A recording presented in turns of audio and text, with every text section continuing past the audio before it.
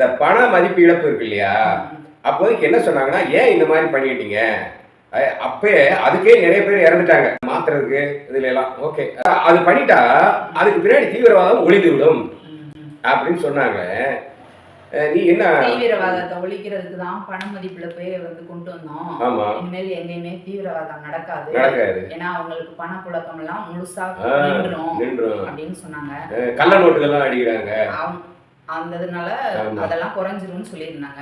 ஆனா அடுத்தும் நிறைய நடந்துட்டு இருக்கு. அங்க 2000 பேர் கூடுற இடத்துல காவலுக்கு இல்லாம எங்கேயோ 200 கிலோமீட்டர் வந்து போனவங்க இதுவரைக்கும் என்ன ஆனாங்கன்னே தெரியல. சண்டையே நான் தான் நிறுத்தினேன்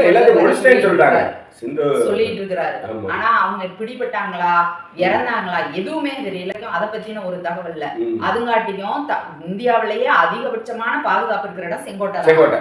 அங்க இந்த மாதிரி நடந்திருக்கு. ஒரு 2-3 நாளைக்கு முன்னாடி இருந்தே இது ஒரு இடத்துல 2900 கிலோகிராம் வெடிபொருள் பறிமுதல் பண்ணியிருக்காங்க. அது ஒருத்தவங்க 2 பேரை அரெஸ்ட் பண்ணாங்களா என்னங்கிறது தெரியல. ஏதோ ஒரு செய்தி அந்த புலனாய்வு அமைப்புக்கு தெரிஞ்சு அதை தோண்டிட்டு இருக்கிறாங்கல்ல.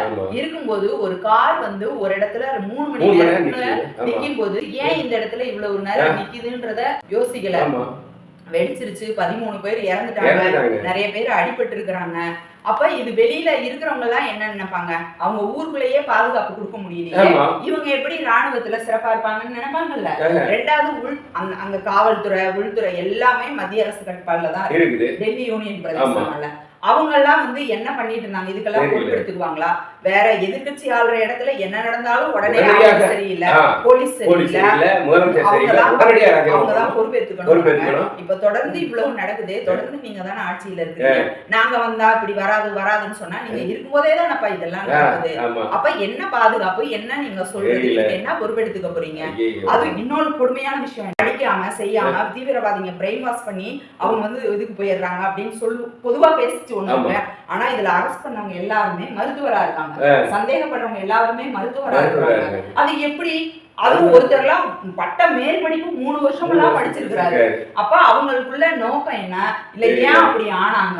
திருவள்ளுவர் அப்பே சொல்லியிருக்காரு, நோய் நாடி நோய் முதல் நாடி அது தணிக்கும் வாய் நாடி வாய்ப்பை செயல். அதாவது எதை நீ விதைக்கிறியோ அதை தான் அறுவடை பண்ணுவ அப்படிங்கறது சொல்லுவாங்க.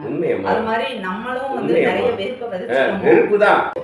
ஐயோ, உலகத்துல விஞ்ஞானம் எங்கேயோ வளர்ந்துருச்சே. பாதிக்கப்படுறது உழைக்கும் வர்க்கம் தான். அதாவது 80-20 சொல்லுவாங்க. 80% மக்கள் சொன்னீங்கன்னா 80-20ங்கிறது நம்ம பிரதமர் இதுக்கு வேற விளக்கம் கொடுத்து வச்சிருக்காரு. 80 விழுக்காடு உழைக்கும் மக்கள் தான். அவங்கள நிம்மதியா வாழ விடுங்க.